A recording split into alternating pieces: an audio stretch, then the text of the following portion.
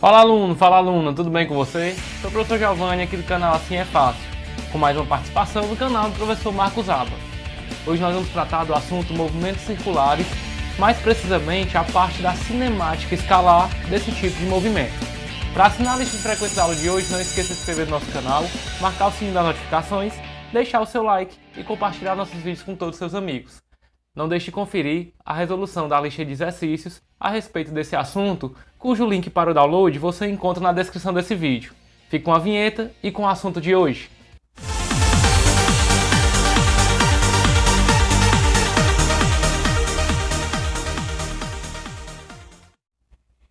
Nós vamos dar início agora ao tratamento da cinemática escalar dos movimentos circulares. Para que você possa ter o domínio desse assunto, nós vamos antes de mais nada fazer uma revisão da geometria da circunferência.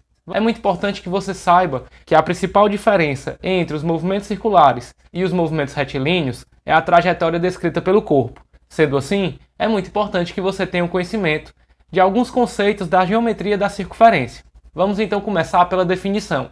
A circunferência é definida pela geometria como um lugar geométrico que reúne os infinitos pontos que estão à mesma distância de um ponto de referência. Este ponto nós chamaremos de centro da circunferência e representaremos pela letra O. Portanto, a letra O está indicando o que nós vamos chamar de centro da circunferência.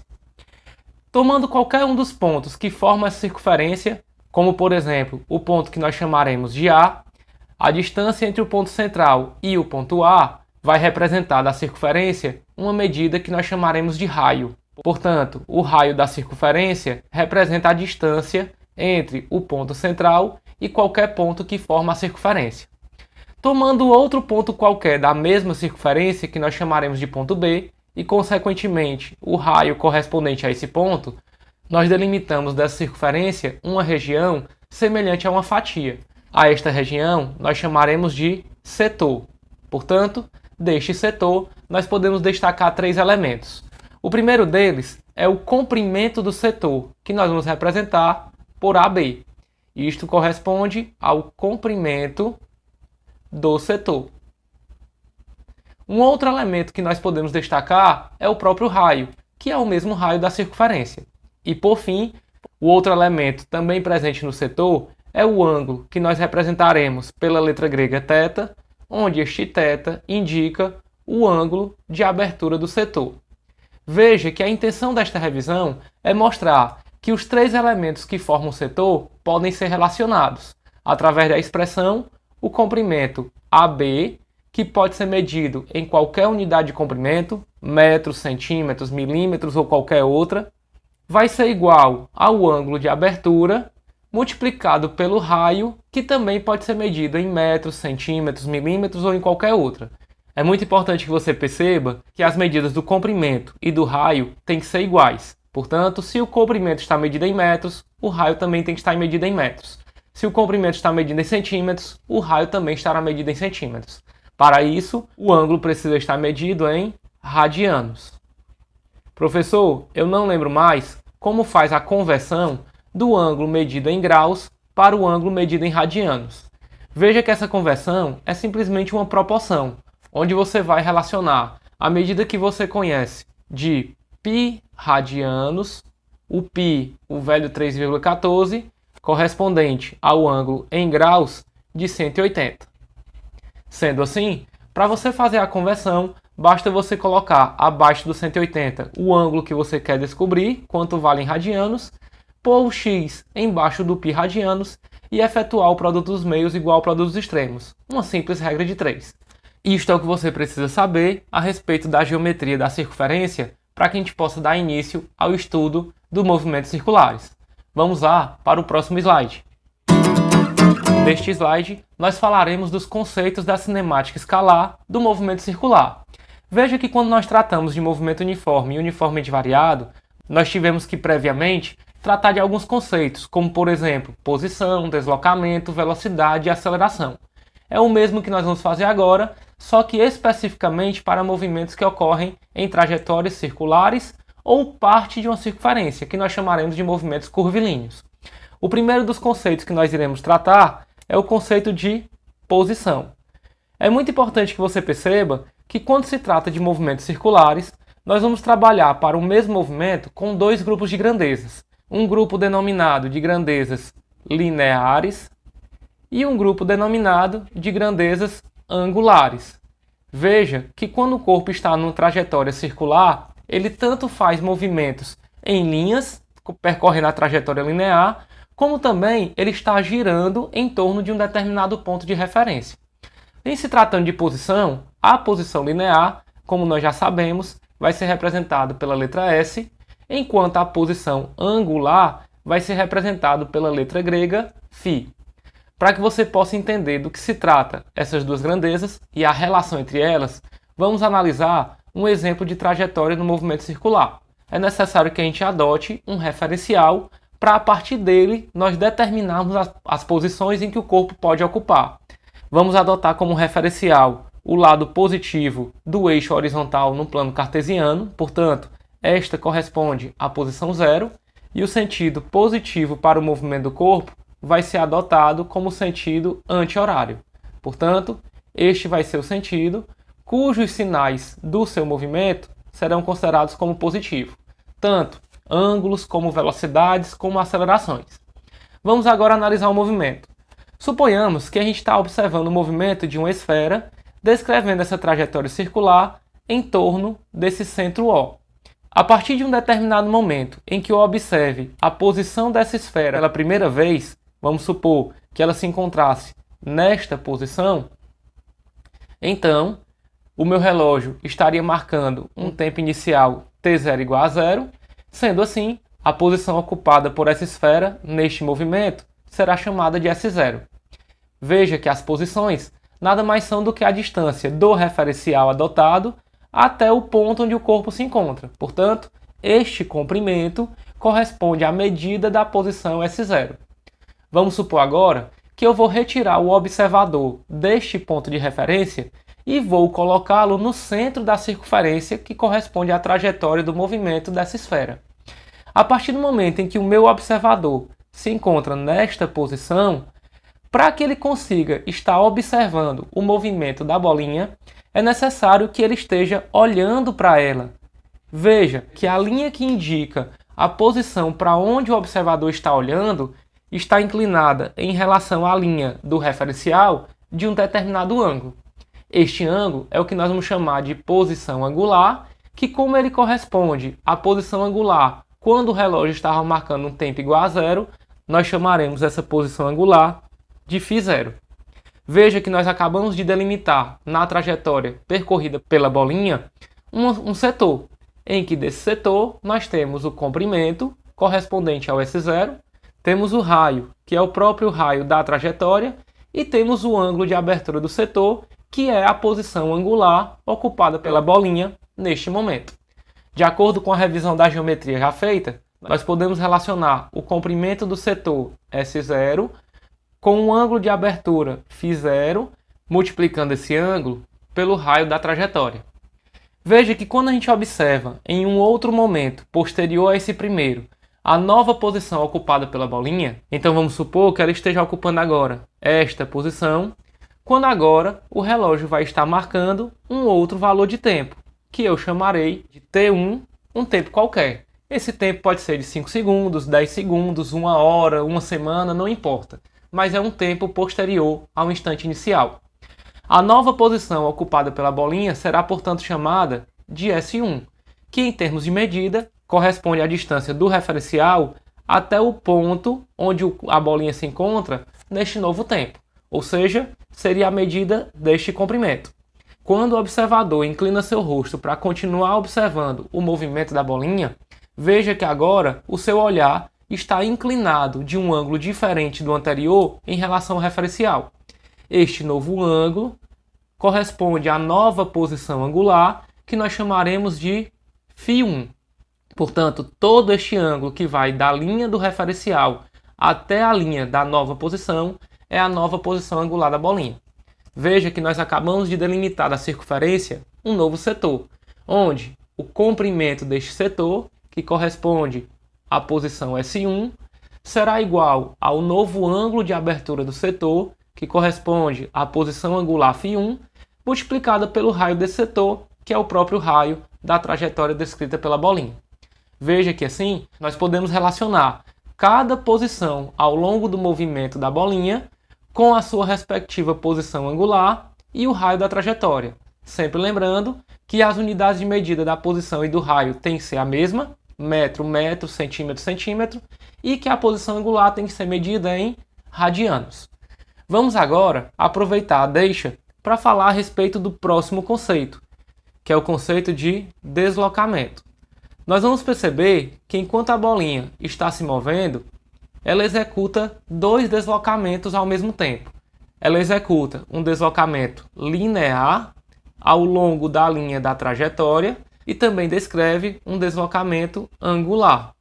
Veja que à medida que a bolinha vai se movendo, além de se mover pela linha da trajetória, ela também, ao girar seguindo a trajetória circular, a linha em que o observador olha para a bolinha vai se inclinando em relação ao referencial, executando assim o que nós chamaremos de deslocamento angular. Vamos então ver como é representar cada um desses deslocamentos. O primeiro deslocamento, o linear, como nós já sabemos, é representado pelo ΔS, onde o delta indica variação. E por analogia, nós podemos assim concluir que o deslocamento angular será representado pelo ΔΦ, ou seja, se o deslocamento linear é a variação do espaço, o deslocamento angular é a variação da posição angular. Desta forma, nós vamos pegar a definição do ΔS, lembrando que o ΔS é a posição final menos a posição inicial do trecho analisado do movimento. E vamos pegar das posições indicadas anteriormente e vamos subtrair a posição final S1 pela posição inicial S0, encontrando S1 menos S0, o ΔS, igual ao outro membro, φ1 vezes R menos φ0 vezes R. Veja que o R está se repetindo nas duas parcelas da subtração. Podemos então colocá-lo em evidência, encontrando a expressão ΔS é igual a, com o R em evidência, dentro do parênteses sobrará o φ1 menos o φ0, que por analogia, se o ΔS é a posição linear final menos a posição linear inicial, a posição angular final menos a posição angular inicial vai corresponder ao ΔΦ, encontrando então que o ΔS é igual ao ΔΦ vezes o R. Veja que nós encontramos uma relação semelhante à que nós encontramos para as posições. Se você não percebeu a semelhança, verifique. Nós temos a posição linear correspondendo à angular multiplicada pelo raio. Agora, o deslocamento linear correspondendo ao deslocamento angular multiplicado pelo raio. Veja que a gente pode conferir se essa expressão está coerente pela geometria. Se você olhar para o deslocamento linear, que corresponde ao quanto a bolinha andou da posição que ela estava até a nova posição que ela ocupou, portanto, esse ΔS, ele vai delimitar com os raios da trajetória um outro setor, em que o ângulo desse setor vai ser justamente o deslocamento angular, o ΔΦ. Portanto, o comprimento deste setor, ΔS, corresponde ao ângulo desse setor, ΔΦ, multiplicado pelo raio da trajetória. E assim nós finalizamos os conceitos de posição e deslocamento. Veja agora os próximos conceitos. O próximo conceito que trabalharemos é o conceito de velocidade, onde nós também vamos trabalhar com duas versões para a velocidade. A versão linear, que será representado pela letra V, e a versão angular, que será representado pela letra grega ômega. Para que a gente possa então analisar a velocidade, primeiro nós temos que lembrar que se ΔS é igual a ΔΦ vezes o raio, ao dividir os dois membros da igualdade pelo mesmo fator, nós manteremos a igualdade. Sendo assim, dividindo o ΔS por ΔT e também dividindo o ΔΦ vezes R pelo mesmo ΔT, nós podemos perceber que ΔS sobre ΔT é justamente a definição da velocidade média, que por analogia, ao dividir o deslocamento angular pelo ΔT, nós teremos também a velocidade média, porém a velocidade angular, multiplicada pelo raio. Veja que a relação que nós encontramos no slide anterior se mantém para a relação da velocidade, ou seja, a velocidade linear média corresponde à velocidade angular média multiplicado pelo raio da trajetória circular.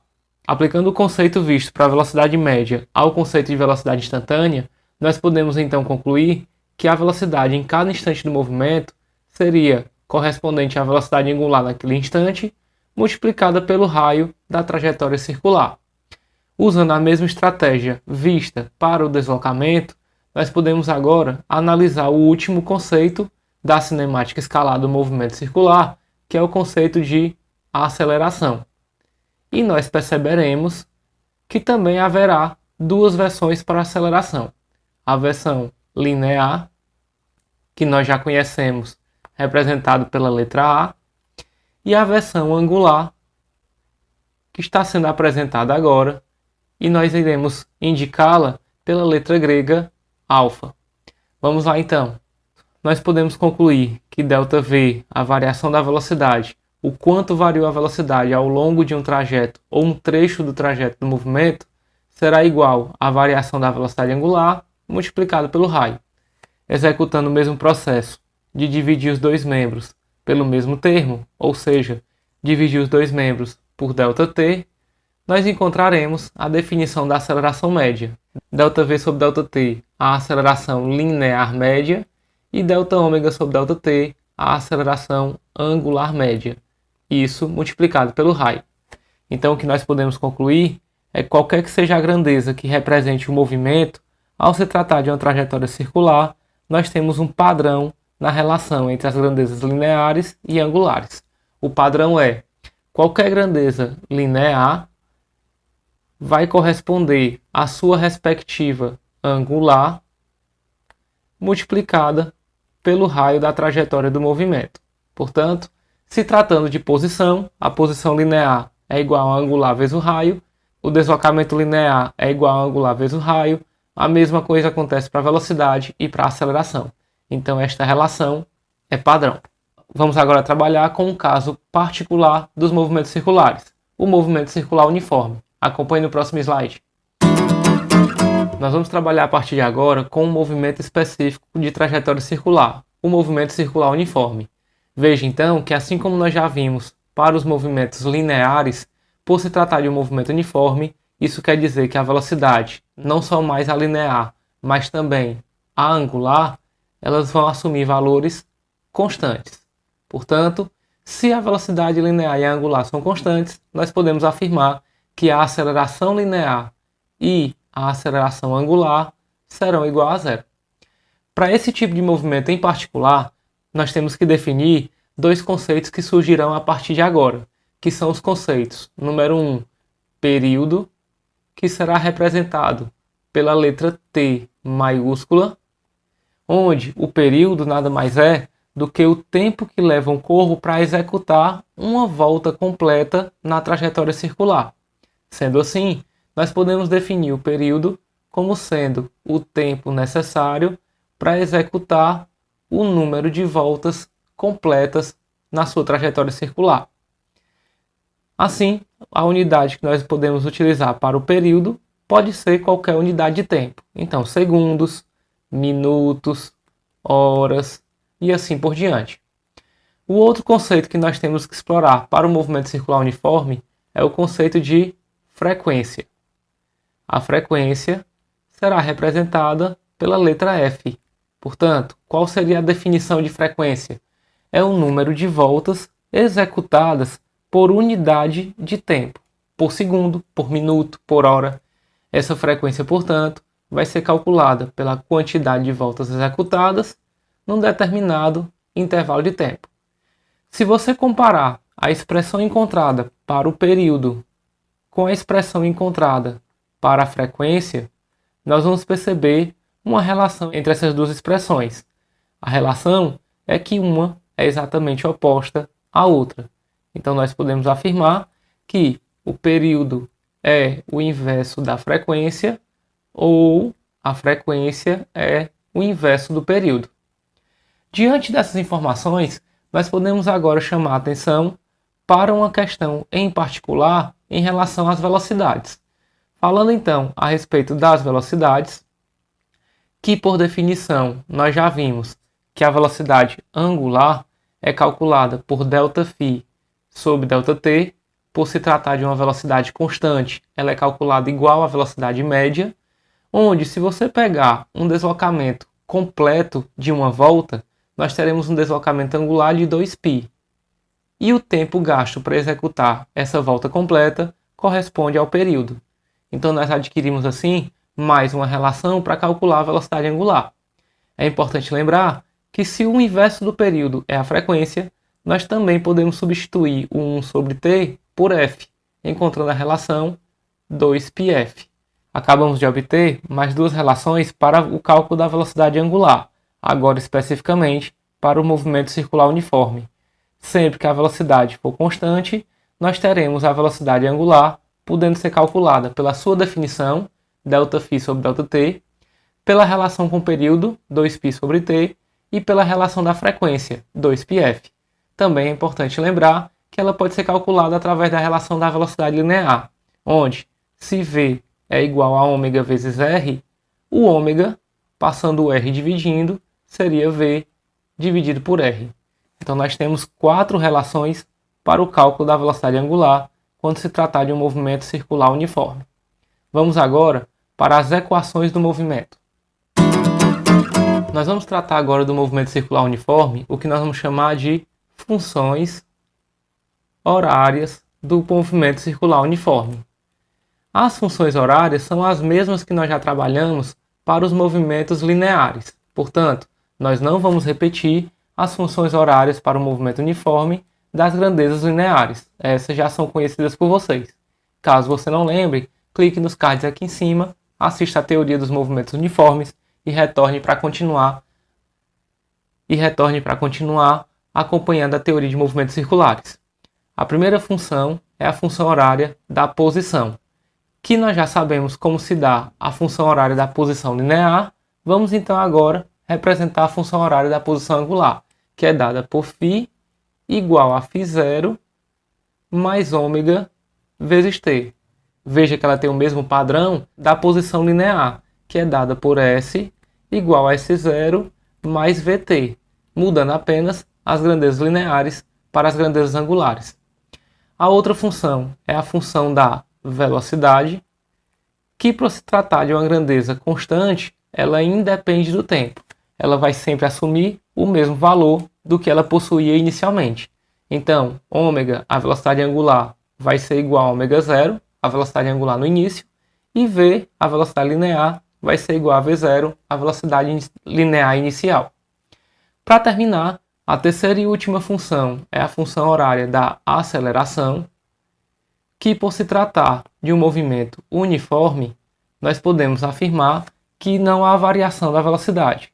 Consequentemente, a aceleração será nula, tanto a angular como a linear. Vamos agora para o último slide, onde nós trataremos de uma situação especial para os movimentos circulares. Acompanhe no próximo slide. Nós vamos falar agora a respeito do acoplamento de polias. Existem duas formas de acoplar polias. É sempre importante lembrar que o acoplamento corresponde a uma forma de interligar duas polias, de maneira que, ao movimentar uma, esse movimento irá interferir no movimento da outra. O primeiro tipo de acoplamento que nós vamos trabalhar é o acoplamento periférico. Esse acoplamento periférico ele pode ser feito por um contato direto entre a periferia de duas polias, portanto, será representado por uma situação como esta, muito comum quando se tratam de engrenagens. Por exemplo, nós temos aqui duas polias em contato direto, onde o movimento de uma vai interferir diretamente no movimento da outra. Veja que por se tratarem de polias de raios diferentes, eu vou chamar essa menor de R1 e esta maior de R2. A mesma análise que vai ser feita para esse tipo de acoplamento também será feita quando a gente tiver duas polias interligadas por meio de uma correia inextensível e que não deslize durante o movimento das polias. Portanto, as duas polias vão estar interligadas por uma correia que vai passar em torno das duas. Temos aqui novamente uma polia de raio menor, em que nós chamaremos de R1, e uma polia de raio maior, que nós chamaremos de R2. Tanto na primeira situação como na segunda, nós podemos perceber que, devido ao contato periférico, as velocidades lineares das duas polias serão iguais. Então nós podemos afirmar que V1 será igual a V2. Como consequência disso, nós temos que lembrar que a velocidade linear ela é calculada pela velocidade angular multiplicada pelo raio. Ou seja, quem seria V1? Seria ω1 vezes R1. Quem seria o V2? Seria ω2 vezes R2. Façamos agora a análise dessa relação que nós acabamos de encontrar. Veja que, ao comparar as polias exemplificadas acima, nós temos que a polia 1 tem um raio menor do que a polia 2. Por ela ter um raio menor, para que o seu produto seja igual ao produto da polia 2, nós vamos ter que ter uma compensação nas suas velocidades angulares. Então, aquela polia que tiver menor raio terá a maior velocidade angular. O que é que isso significa? Ela vai girar com uma frequência maior. Ela vai dar mais voltas no mesmo intervalo de tempo. Enquanto que a polia 2, por ter um raio maior, ela vai ter uma velocidade angular menor, e isso quer dizer que ela vai girar com a velocidade menor, ou seja, ela completará menos voltas no mesmo intervalo de tempo. Essa, portanto, é a relação do acoplamento do tipo periférico. Acompanhe agora o outro tipo de acoplamento. O segundo acoplamento que nós podemos encontrar para polias é o acoplamento do tipo concêntrico, que corresponde a um acoplamento em que as polias vão ter os seus centros coincidindo. Esse tipo de acoplamento pode ser executado também de duas formas. Pode ser feito simplesmente colando uma polia de forma concêntrica à outra. Então nós temos uma polia de raio maior concêntrica a uma outra polia de raio menor. Então essa seria uma das possibilidades em que nós vamos representar novamente a polia de raio menor com o valor de R1 e a polia de raio maior com o valor de raio R2. A outra possibilidade que nós temos também para um acoplamento do tipo concêntrico é quando essas polias estão interligadas por uma barra rígida. Por exemplo, a figura que eu vou representar agora.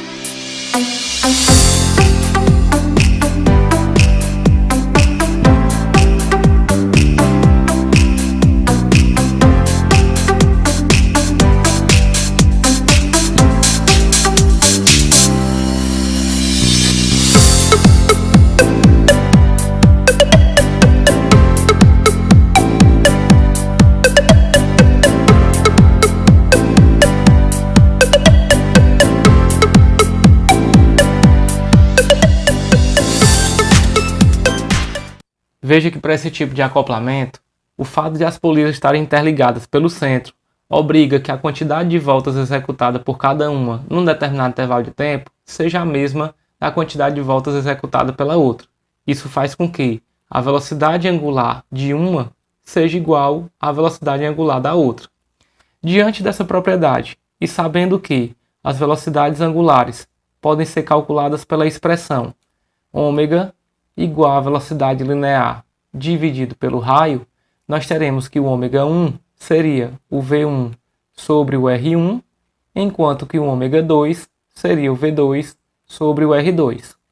Vamos analisar a expressão que nós acabamos de encontrar. Veja que, comparando as duas polias, a polia 1, que possui o raio menor, ela tem o seu raio diretamente proporcional à velocidade linear, ou seja, aquela polia que possui menor raio também terá menor velocidade linear.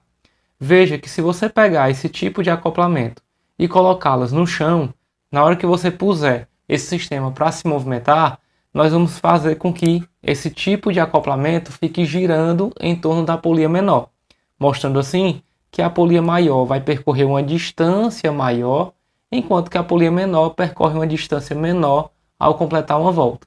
Portanto, esta é a relação que nós temos para o tipo de acoplamento concêntrico. Se você gostou da teoria de hoje, não deixe de escrever nos comentários, o Assim é Fácil. Também não deixe de se inscrever no nosso canal, marcar o sininho das notificações, deixe seu like e compartilhe nossos vídeos com todos os seus amigos. Conheça o nosso aplicativo que está disponível na Play Store para sistemas Android, nos siga nas redes sociais e acompanhe a resolução da lista de exercícios que estará disponível na descrição desse vídeo. Fiquem bem, bons estudos e assim é fácil!